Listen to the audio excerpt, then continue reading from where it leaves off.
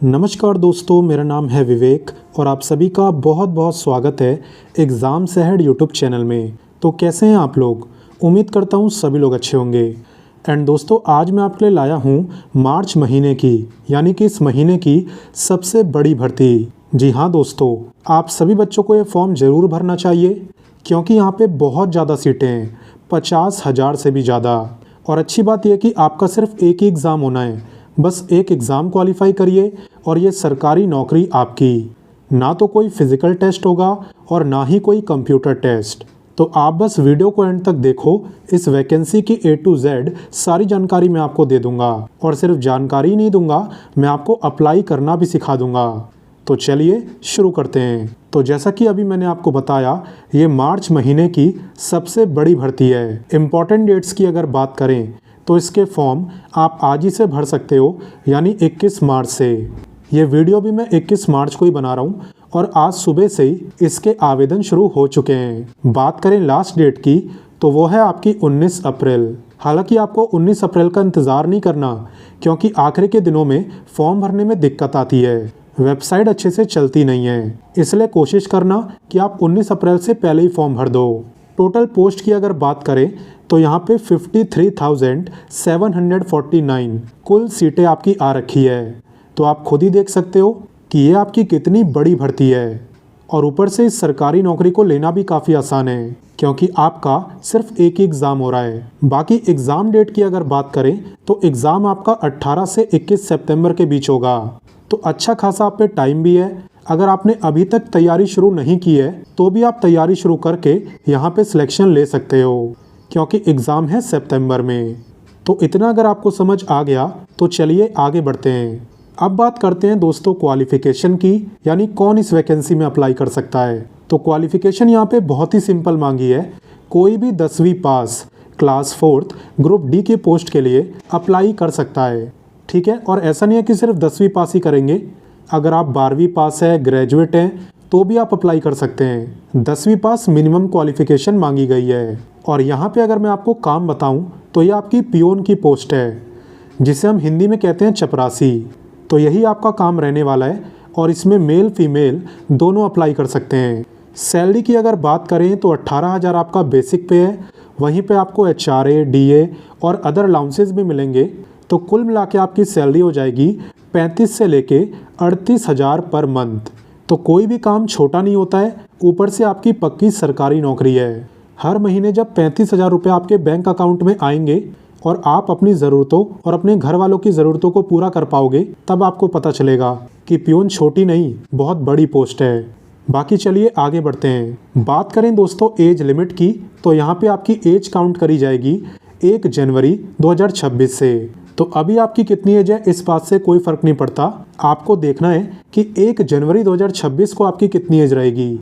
अगर आपकी एज 18 से 40 साल के बीच में रहेगी तब आप इस वैकेंसी में अप्लाई कर सकते हो। और बाकी तो यहाँ पे अलग से रिलैक्सेशन भी दिया जाता है रिजर्व कैटेगरी वालों को। चलिए वो भी मैं आपको दिखा देता हूँ। यहाँ पे दोस्तों SC ST को पूरे 5 साल का रिलैक्सेशन मिलता है, यानी कि वो 45 ईयर तक इस वैकेंसी में अप्लाई कर सकते हैं। और OBC को मिलता है 3 ईयर का, यानी वो 43 ईयर तक अप्लाई कर सकते हैं। हालांकि रिलैक्सेशन आपको तभी मिलेगा जब आप इसी स्टेट में रहते हो जिसमें वैकेंसी आई है। अगर आप अदर स्टेट से अप्लाई कर रहे हो तो आपको कोई भी रिलैक्सेशन नहीं मिलेगा, आप जनरल कैटेगरी में ही काउंट करे जाओगे।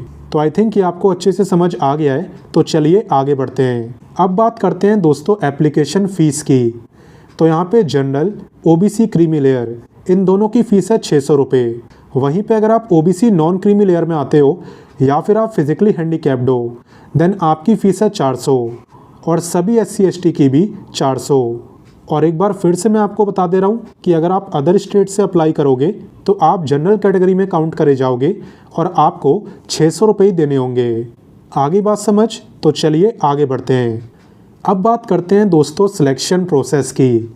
तो यहाँ पे दोस्तों इस गवर्नमेंट जॉब को लेना बिल्कुल भी मुश्किल नहीं है। अगर किसी और गवर्नमेंट जॉब से कंपेयर करें तो उसके मुकाबले इस गवर्नमेंट जॉब को लेना 10 गुना आसान है, क्योंकि यहाँ पे आपका सिर्फ एक ही एग्ज़ाम होगा और वो भी MCQ टाइप का, यानी कि एक क्वेश्चन के 4 ऑप्शन आपको दिखेंगे A B C D, उनमें से जो भी आपको सही लगे उस पर आपको टिक कर देना है। इसे ही हम कहते हैं MCQ एग्ज़ाम। और बस आपको एग्ज़ाम ही क्वालिफाई करना है। इसके बाद ना तो आपका कोई फिजिकल टेस्ट है और ना ही कोई कंप्यूटर टेस्ट। वैसे भी पियोन कंप्यूटर पे काम नहीं करते। अब बात करें सिलेबस की, तो आपसे यहाँ पे टोटल 120 क्वेश्चन पूछे जाते हैं और टोटल 200 मार्क्स की आपकी परीक्षा होती है। तो 200 को आप डिवाइड कर दोगे 120 से, तो आपको पर क्वेश्चन के मार्क्स पता चल जाएंगे। और बाकी यहाँ पे 0.33 मार्क्स की आपकी नेगेटिव मार्किंग भी है। तो वही क्वेश्चन आपको करने हैं जो आपको कंफर्म आते हों, वरना मार्क्स बढ़ने की बजाय कम हो जाएंगे। तो चलिए मैं आपको बताता हूँ कि टोटल 120 क्वेश्चन में से किस सब्जेक्ट से कितने आते हैं। तो देखिए, हिंदी से आते हैं 30 क्वेश्चन, इंग्लिश से आते हैं 15, मैथ से आते हैं 25 और सबसे ज़्यादा आते हैं जीके और करंट अफेयर से, टोटल 50 क्वेश्चन। तो जीके और करंट अफेयर्स पे आपको अच्छे से ध्यान देना है। वैसे मैंने आपको वीडियो के डिस्क्रिप्शन में बुक का लिंक भी दे दिया है। आप उस बुक को परचेज करके इस गवर्नमेंट जॉब की अच्छे से तैयारी कर सकते हो, क्योंकि वो बुक स्पेशली इसी गवर्नमेंट जॉब के लिए बनाई गई है। अब बात करें दोस्तों हाउ टू अप्लाई की, यानी कैसे आप इस गवर्नमेंट जॉब में अप्लाई कर सकते हो। तो चलिए मैं आपको सीधा ऑफिशियल वेबसाइट पे लेके चलता हूँ और आपको अप्लाई करना सिखाता हूँ। तो दोस्तों, इतनी बड़ी भर्ती बार बार नहीं आती और मैं नहीं चाहता कि ये मौका किसी से छूटे। इसलिए आप इस वीडियो को अपने सभी दोस्तों के साथ, भाई बहनों के साथ, सभी के साथ शेयर कर देना, ताकि आपके साथ साथ वो भी इसकी तैयारी शुरू कर दें। और साथ ही में अगर आपको मेरे समझाने का तरीका पसंद आया, वैकेंसी आपको अच्छी लगी, तो वीडियो को एक लाइक भी कर देना, क्योंकि आपको पता है ना, आपका एक लाइक मुझे 10 गुना मोटिवेशन देता है। बाकी दोस्तों, इस गवर्नमेंट जॉब में अप्लाई करने के लिए आपको किसी पे डिपेंड रहने की ज़रूरत नहीं है। आप खुद से इस फॉर्म को भर सकते हो।